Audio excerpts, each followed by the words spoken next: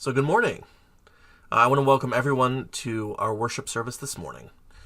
One of our goals going into this particular holiday season was to find some ways to highlight the traditions that go alongside Christmas, or perhaps some of those holidays that illuminate this part of the year in ways that are different than the majority holidays like Christmas and Hanukkah that we see celebrated so publicly.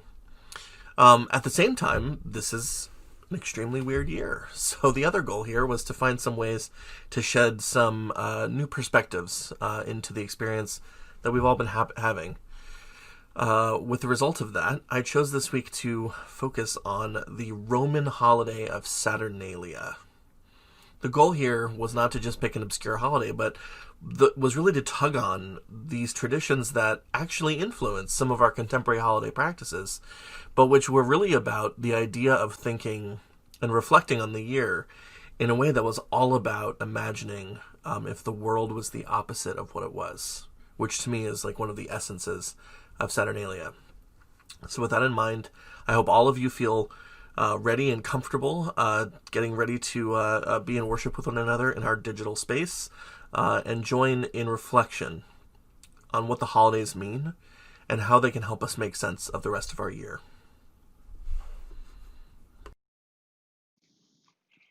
Hanukkah has passed this year, but it is still part of our celebration of lights. It is one of the ancient stories about light and hope that helps humanity through short days and long, cold nights. We keep it present today to remind us of its story. You may have already noticed the presence of the Menorah this year. This visual representation of Kwanzaa has been added to our Festival of Lights. It has remained unlit because Kwanzaa begins in a few weeks, but it has become part of our observation of sacred rituals around the solar calendar. As by now I'm sure you know, the many major religions use these stories of light during the seasons of long nights. We are now at the time of the longest nights of the year. If you close your eyes for just a moment, you can easily see our ancestors lighting candles, Yule logs, and bonfires in the sacred darkness. They did this as acts of faith. A lamp whose oil lasted more days than they thought were possible. The arrival of a child they believed was a savior. The largest log in the town to invite the sun to return. Each of these rituals is about gratitude and faith. This morning we complete the Christmas Advent candles. Before today we've lit the candles of hope, peace, and love. This morning we light the final candle. Some call it the candle of baby Jesus, others the fulfillment of a promise. These are our four candles then: hope, peace, love, and actualization. Also this morning, though its celebration was begun and completed earlier in December, we have our Menorah. For our Jewish friends, this miracle of the lamp not only celebrates God's love and care for them, it also commemorates their successful rebellion against an oppressive Greek occupation of Jerusalem. And through this act of resistance, they restored themselves to a semi-autonomous way of life. We complete to our pagan wreath with a move now to the north. The element of north is the earth. There is stability here. the ground of our being. The north represents the place that holds us, that allows us time and space to heal and grow, to feel nurtured and respected. It is also the place of embodiment, of connecting with our physical self, with the concrete, tangible world around us. The north calls you if you are seeking balance, the deep wisdom that lives in your bones, a place of rest and recovery. We have moved to these 4 directions, given them shape and meaning. East, air, breath, and inspiration. South, fire, transformation and action. West, water, feeling and reflection. And lastly, earth in the north, balance and wisdom.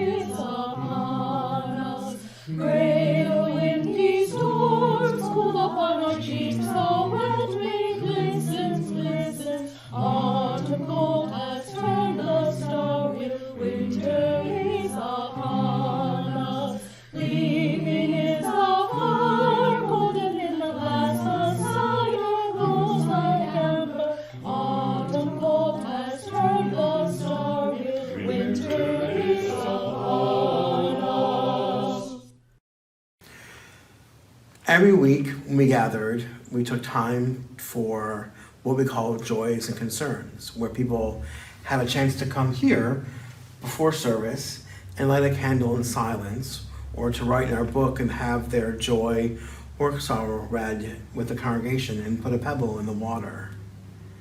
We can't do that right now, but I'm thinking about all of you.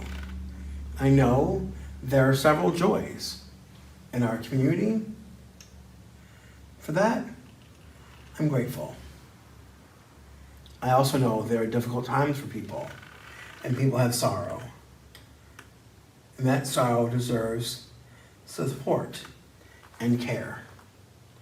For all these things, and lastly, for gratitude for us being together, I light our candles.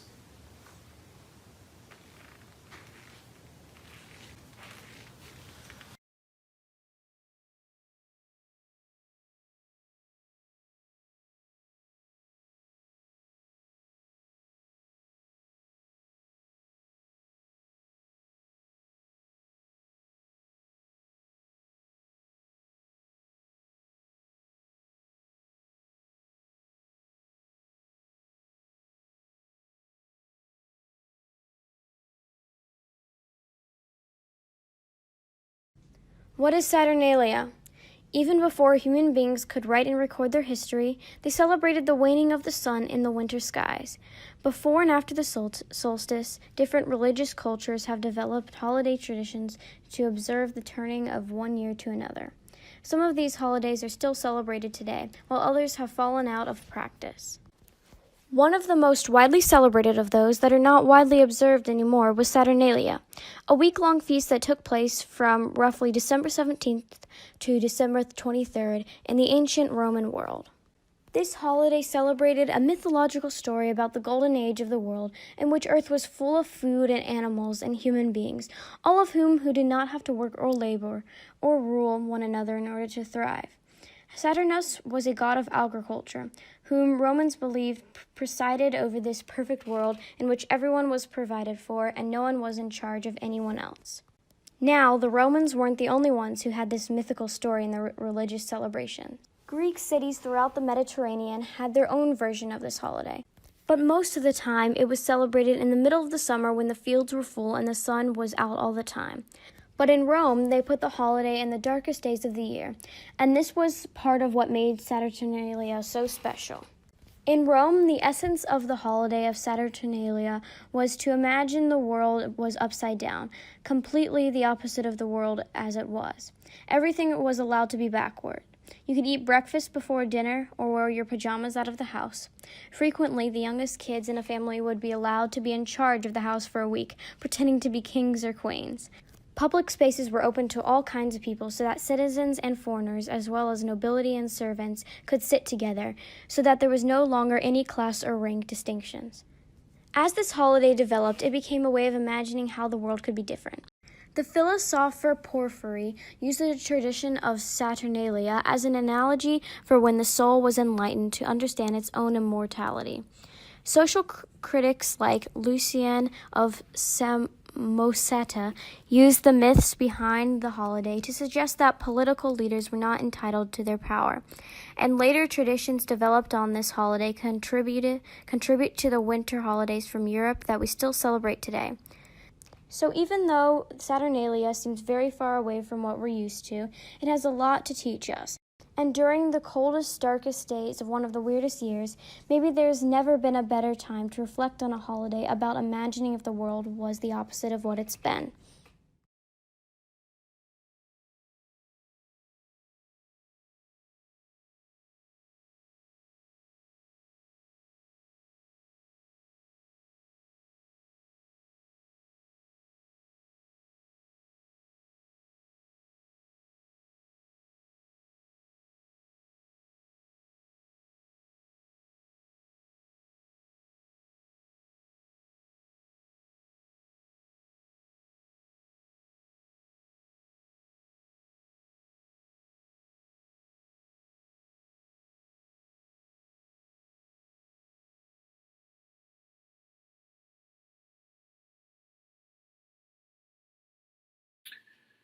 In the early 20th century, the experimental psychologist George M. Stratton decided to try a crazy idea out on himself.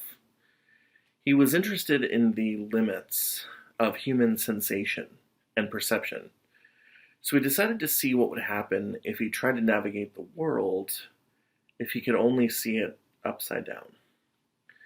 He created glasses that restricted his vision in such a way that everything that he saw was inverted. He was curious about what would happen to his other senses and how he'd be able to learn to deal with the world in this way. But something really surprising happened. His sense of hearing didn't improve, and his sense of spatial awareness wasn't expanded in some unexpected way. After only a few days, do you know what happened? His eyes started to see the world like it was right side up. It turns out your eyes are actually always viewing the world inverted, and your brain always knows to turn this image around to ensure that you see it from a top-down perspective. So if you invert what your eyes are seeing, after just a couple of days, your brain knows to make an adjustment and turns everything around again. So what does it mean to perceive the world with the right side up? Apparently, our brains won't let us do too much reorienting of the world without changing it back for us. So it turns out getting a new perspective on the world is actually a little bit more difficult than it seems. The holidays are a little bit like upside-down glasses, or at their best they should be. Beyond all of the particular symbolism, the decorations, the food, beyond, red Starbucks cups and car dealership commercials, there is this unstated agreement that for a week or so in December, that we all will take actually that same page that the ancient Romans took, along with many other religious traditions. And we all will decide to live in these intentional ways that we never quite get to do in the rest of our year. We spend more time with one another. We spend less time on the work of industry and put our labors instead into cookies and present wrapping and toy assembly. And though we seem to miss it every year, I think that is the great, big, multi-religious lesson of this season. It's a reminder that the world that we occupy for the rest of the year it could be otherwise. That we have it in us to live this other way. That we could, in fact, if we wanted to, turn the whole world upside down. And eventually, what seemed crazy and backwards would appear to us to be completely normal and exactly as it should be.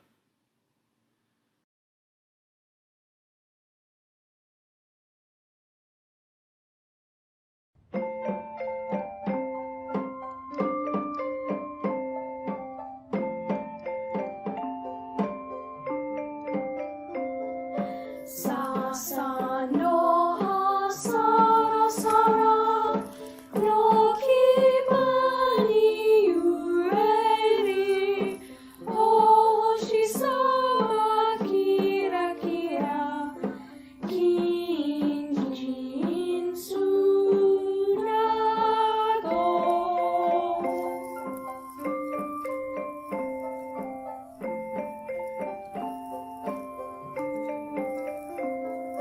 Stars are in the heavens tonight, gold and silver gleaming bright, blessing the earth with glorious light. Grant the wish I wish tonight.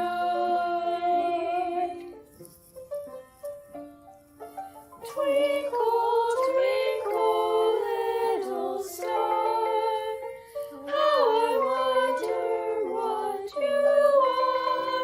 Up above the world so high, like a diamond in the sky. You twinkle, twinkle, twinkle, twinkle, like a diamond in the sky.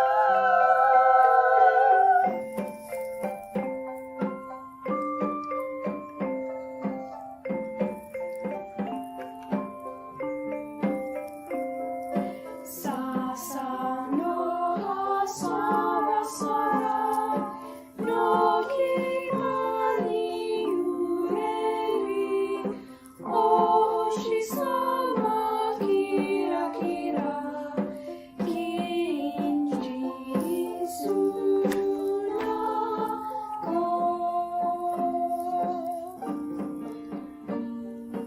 Grant the wish I wish tonight.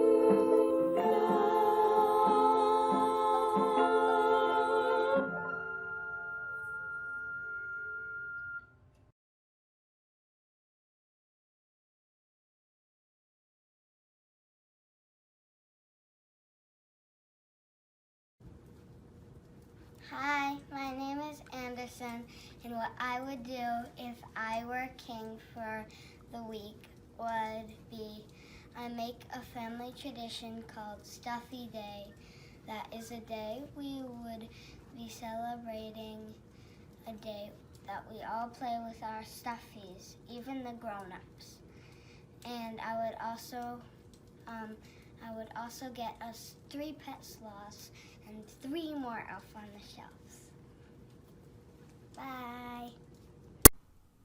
So that was Anderson Burkle sharing some of his sincere and real wisdom about this holiday that we're considering today. One of the most central characteristics of Saturnalia as it was celebrated was this idea of reversing roles, of inviting those who were out of power or who were marginalized to take on the role of those who were empowered and those who were centered. And that dynamic was sometimes playful, but sometimes it could be really generative of social considerations, not always in huge revolutionary ways, but in some meaningful and substantial ways.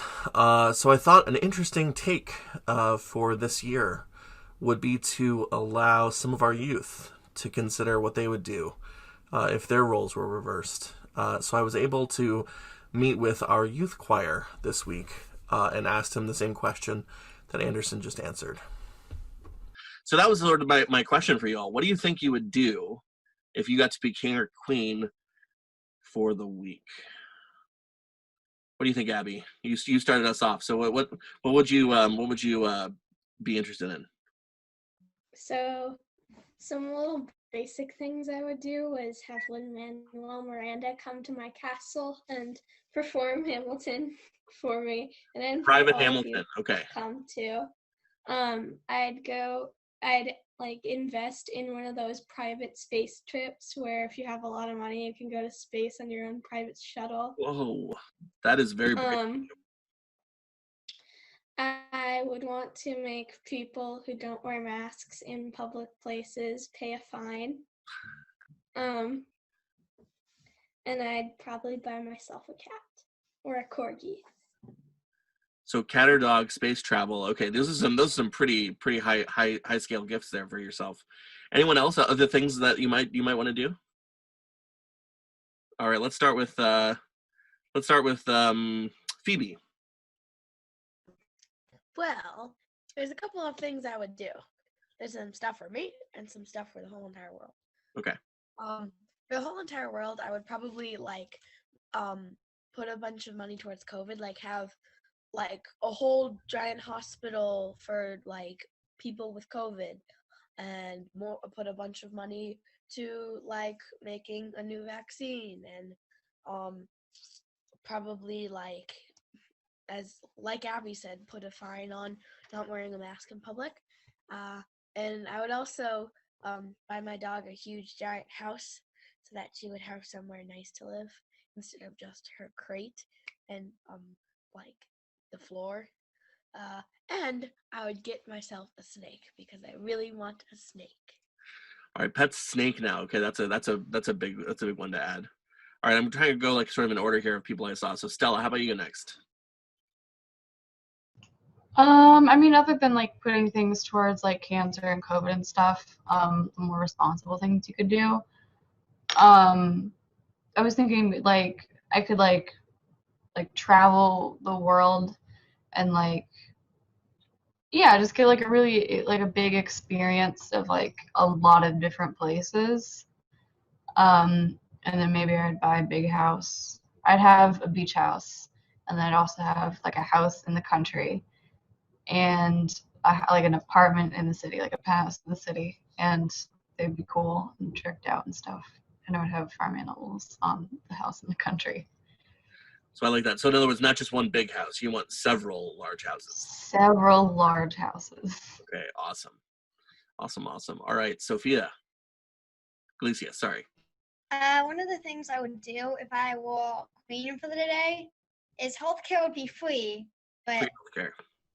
yeah, but the doctors would be paid with some of the taxes we have to pay. So free healthcare, but rich doctors. Kinda, yeah. Okay. And then also, I would also care for my dog because I want to. So the sense I'm getting just from everybody is like there would be lots of hospitals, but also an influx of pets, lots of more pets than we currently have. Snakes and dogs and cats. All right, Seamus, you've had your hand up. I would first probably I'd probably try to get this pandemic over with and like do stuff like that, and I'd probably like make the big move to like convert everything to the green energy stuff, because currently it's actually going to be cheaper to convert to green energy. And I'd get an axolotl and 30 bearded dragons. So so green energy, and also now we're full on into axolotl would be an amphibian, right? And a giraffe. Yes. Other class of animals, and I like this a lot. Okay. And many of the beard. Oh yes, and I'd save all of the axolotls and get many beard. You should just buy that like that to live in, Shay. Nora, is your hand up? All right, let's hear it. For the world, I would probably do a lot of things to get the pandemic over with and things that are better for the environment.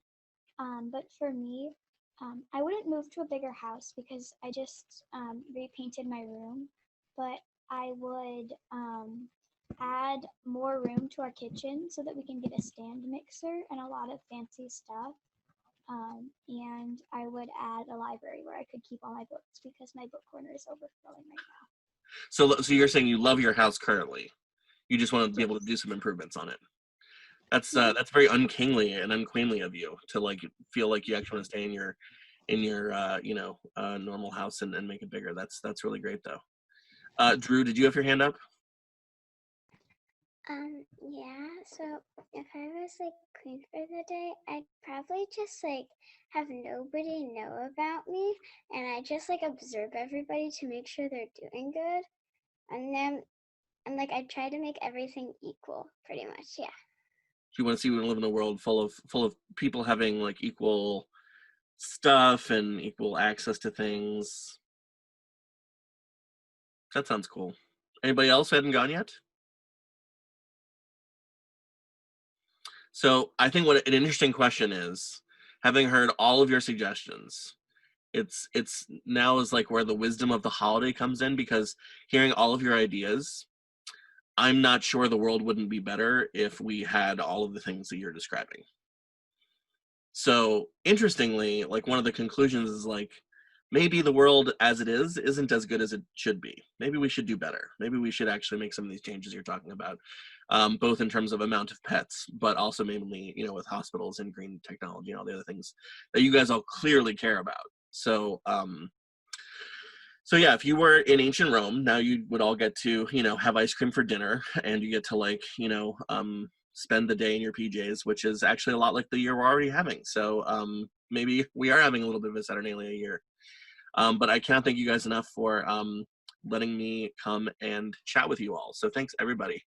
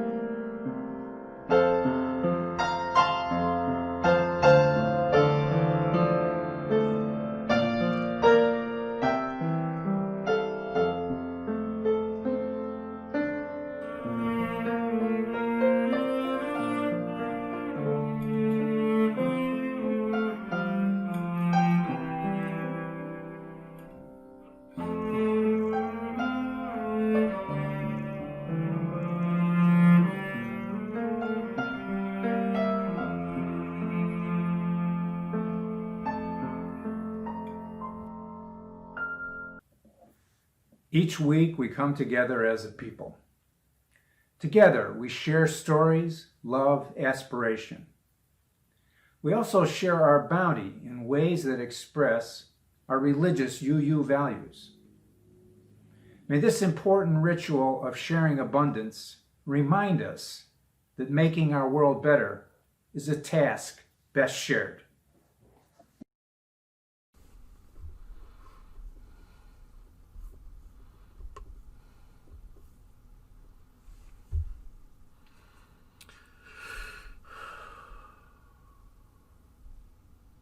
Has there ever been a better year to celebrate Saturnalia? Now, of course, many of the aspects of this ancient holiday are not really relevant for 2020, and some of it that I've intentionally ignored here are just so kind of old and ridiculous that it doesn't really apply much in our world. But I can't help constantly being drawn to its central theme, which is to take a moment when the world is at its coldest and darkest and its quietest, to imagine just for a moment that everything was upside down, the exact opposite of what it actually was. You know, this has obviously been a year full of disappointments, and of course the COVID pandemic has only been a part of it. We have been struggling with some of the most penetrating and deeply felt aspects of our social order. You know, and these issues are hard, and contending with them is absolutely exhausting. And I think if we focus on the exhaustion, it really can make you cynical, seeing just how bad things can get. And I think that sense of just being tired really is what most of us are feeling these days. I mean, sidestepping, the many, many specific issues in the presidential election that we just witnessed, I was struck by the frequent message that people wanted the president and the presidency to be boring again. 2020 has definitely been a year where the volume has been turned up, and many of us just feel like we just need a moment or two of silence. So how remarkable, then, to have a tradition that is about undoing the year and having everything turned around. Imagine how refreshing the opposite would be, even just for a little bit. At the same time, thinking about Saturnalia has also reminded me how much of the world really already was turned upside down by this pandemic this year.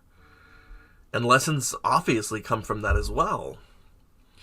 If there was ever going to be an experience to make someone appreciate the sort of routine things of our day-to-day lives, things like listening to music while driving in your car to work, or treating yourself to coffee on a random morning, or just having the obligation to, put on pants that have, like a belt and, close up with a button, as opposed to something that has a drawstring and stretchy waist.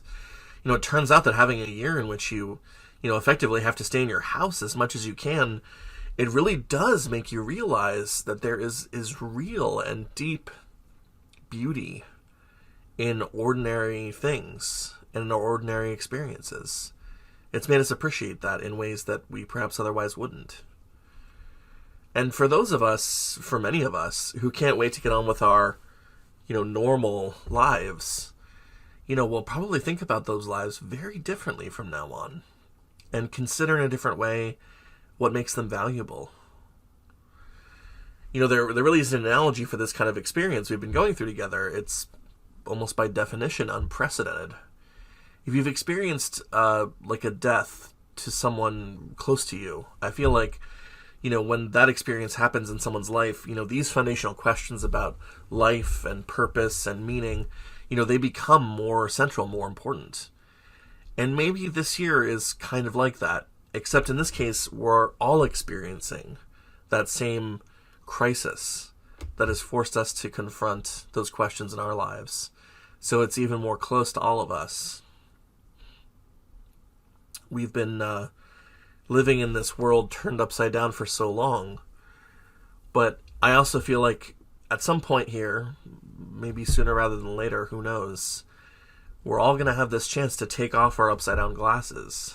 And I think the task in front of all of us is going to be to not miss the opportunity, one that Saturnalia offers us as well, to learn from seeing the world in a new way and from a new perspective, so that hopefully we can go about making the world not only right side up, but right altogether.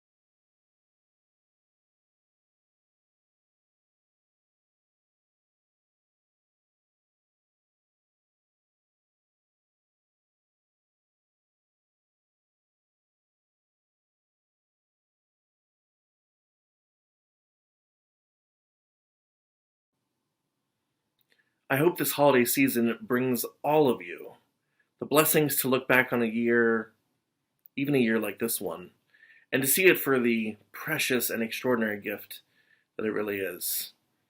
And with the spirit of Saturnalia in our minds, I hope you can all go forward with the courage to see the world from other points of view, not so that you can pretend that things are different for just a little while, but rather so that you can imagine the kind of world we can make if we gather the courage to turn some things upside down.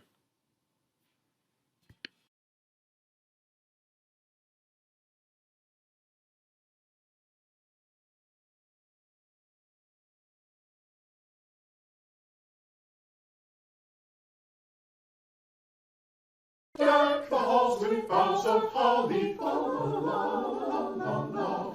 'Tis the season to be jolly, fa la la la la la. Don we now our gay apparel, fa la la la la la la. Tell the ancient Yuletide carol, fa la la la la la la. See the blazing Yule before us, fa la la la la la. Strike the harp and join the chorus, fa la la la la la la. Follow me, merry master, fa la la la la la. While I tell of Yuletide treasure, fa la la la la la. Fast away the old year passes, fa la la la la la. Hail the new ye lads and lasses, fa la la la la la. Sing we joyous